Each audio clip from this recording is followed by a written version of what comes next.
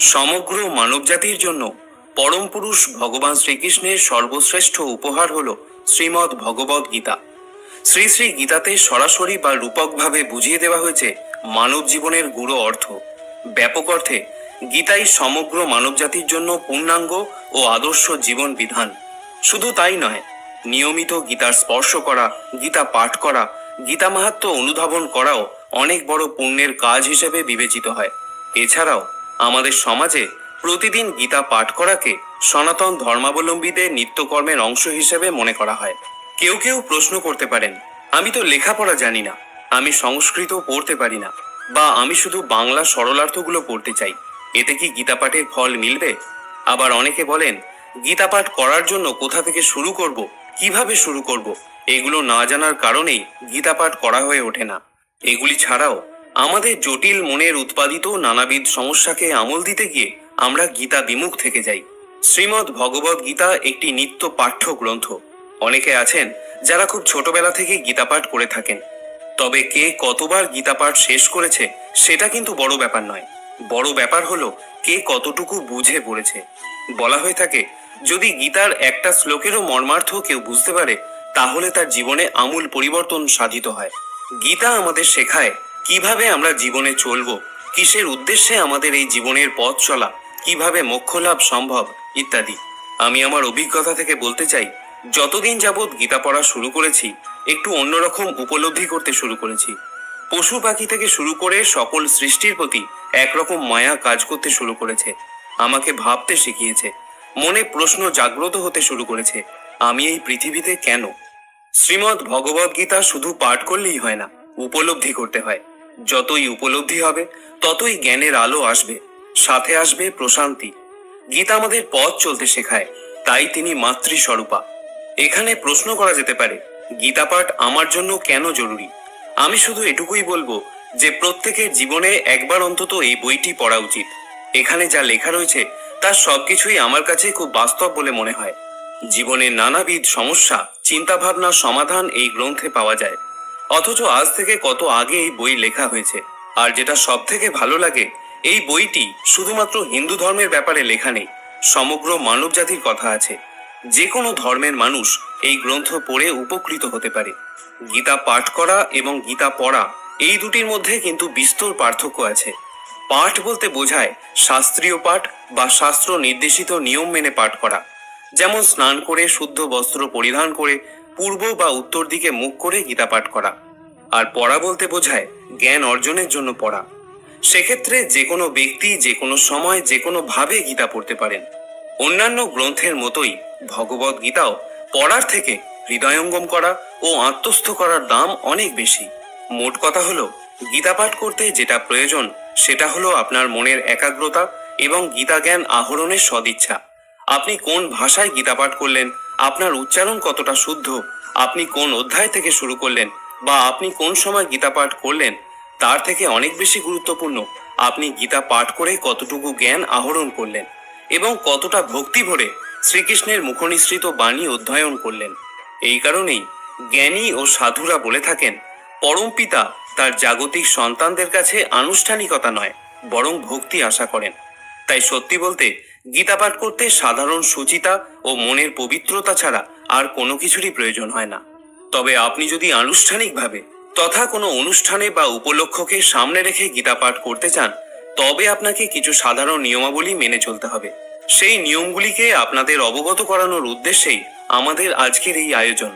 এছাড়াও এই আলোচনাতে আপনারা জানতে পারবেন গীতার প্রতিটি অধ্যায় পাঠে কি কি ফল মেলে এবং প্রত্যেক অধ্যায়ের নাম মাহাত্ম্য।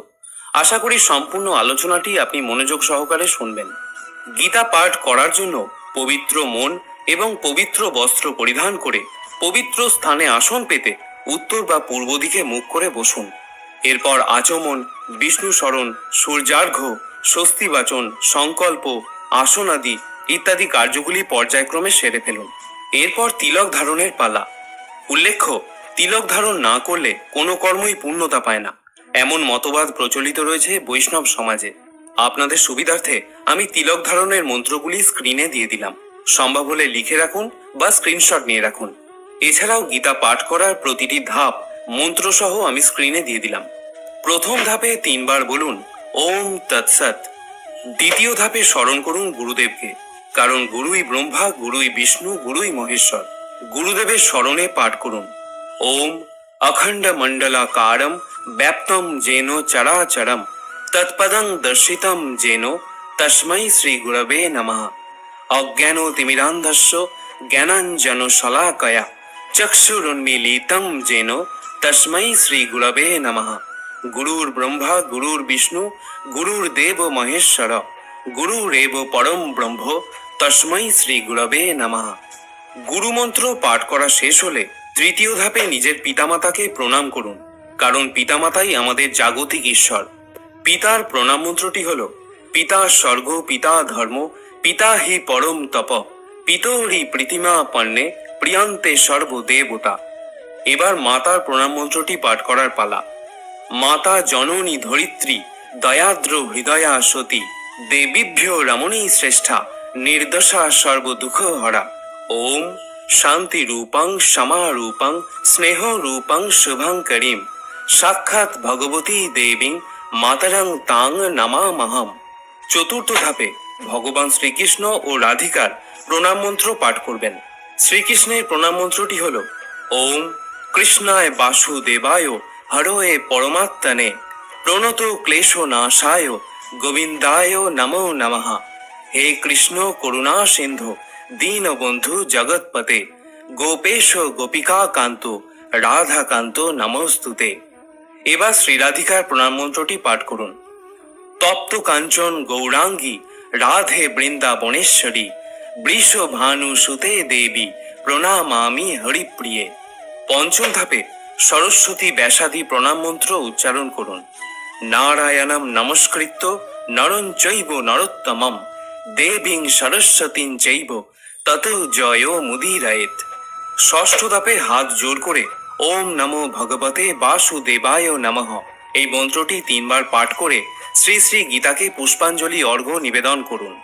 এরপর সপ্তম ধাপে গীতা গ্রন্থটি খুলুন এবং হাত জোরপূর্বক পাঠ করুন ওম অশ্ব শ্রীমদ্ ভগবদ গীতা মালা মন্ত্রস্য শ্রী ভগবান বেদ ব্যাস ঋষি অনুষ্টুপ ছন্দ শ্রীকৃষ্ণ পরমাত্মা দেবতা অশচান্য শচস্তং প্রজ্ঞাবাদাংশ্চ ভাষসে ইতি বীজম সর্বধর্মান পরিত্যজ মামেকং শরণং ব্রজ ইতি শক্তি অহং তং সর্ব পাপেভ্যো মোক্ষয়িষ্যামি মা শুচ ইতি কিলকম। এরপর অষ্টম ধাপে শ্রীমদ্ ভগবদ গীতার ধ্যান বা মঙ্গলাচরণ হাত জোর করে পাঠ করবেন। ওম হরি ওম তৎসৎ ওম নমো ভগবতে বাসুদেবায় অথ শ্রীমদ্ ভগবদ গীতার মঙ্গলাচরণম প্রারম্ভম।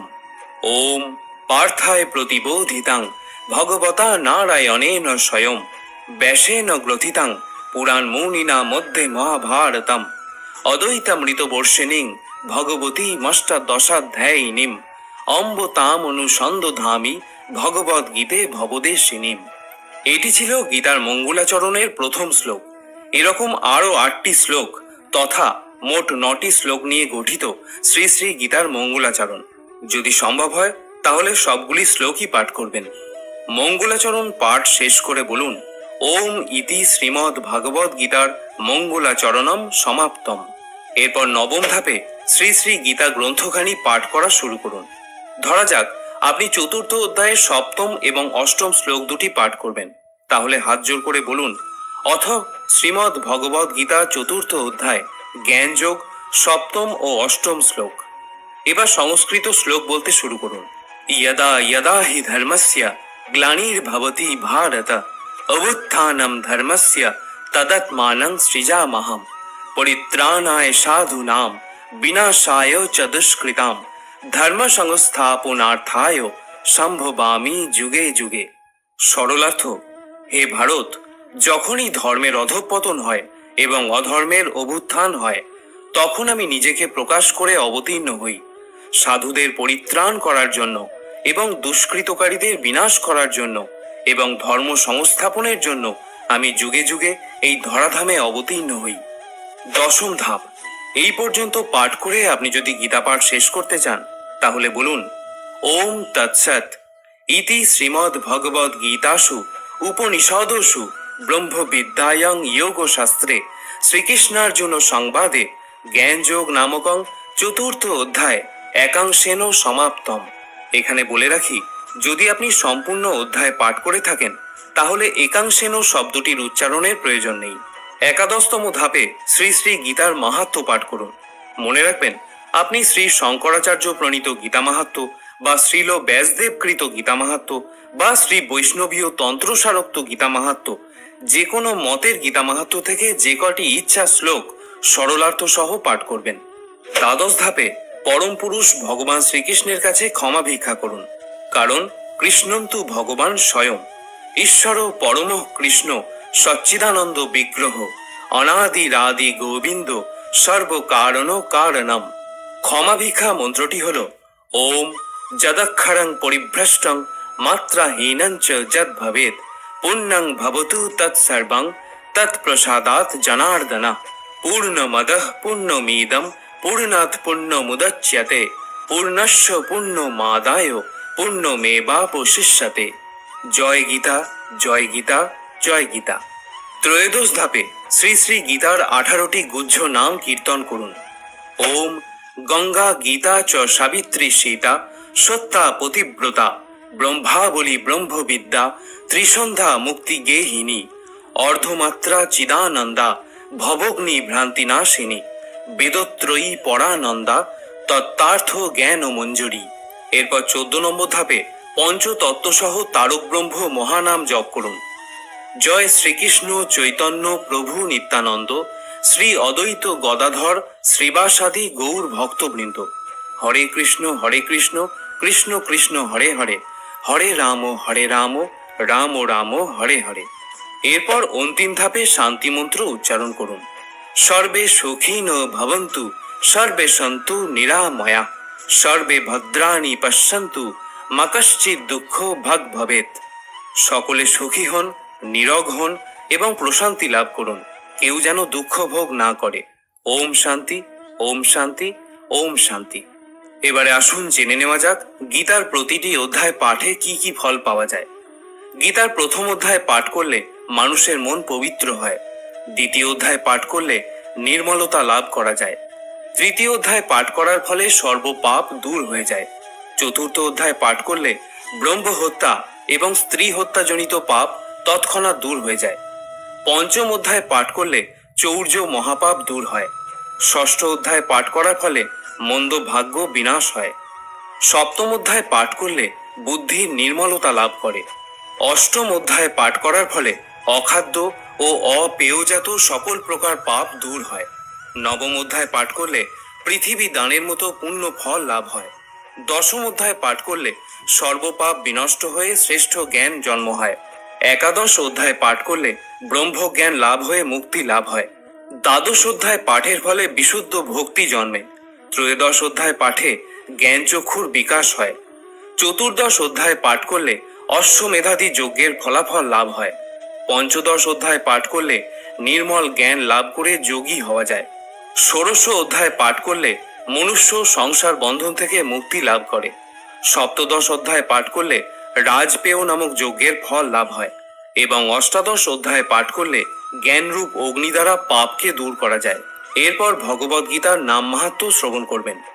আপনারা ইতিমধ্যেই গীতার 18টি গুহ্য নাম শ্রবণ করেছেন। এই 18টি নামে রয়েছে ভিন্ন ভিন্ন নাম মাহাত্ম্য।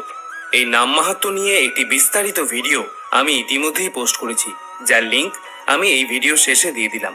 আপনারা চাইলে সেই ভিডিওটিও দেখে নিতে পারেন। আশা করি বন্ধুরা আপনাদের এই ভিডিওটি দেখে ভালো লেগেছে। যদি সমৃদ্ধ হন তাহলে অবশ্যই একটি লাইক করবেন। সকলে গীতা পাঠ করুন, গীতা শ্রবণ করুন এবং গীতা প্রচার করুন। আবার দেখা হবে অন্য আরেকটি ভিডিওতে। ততক্ষণের জন্য ভালো থাকবেন, সুস্থ থাকবেন। জয় শ্রীকৃষ্ণ।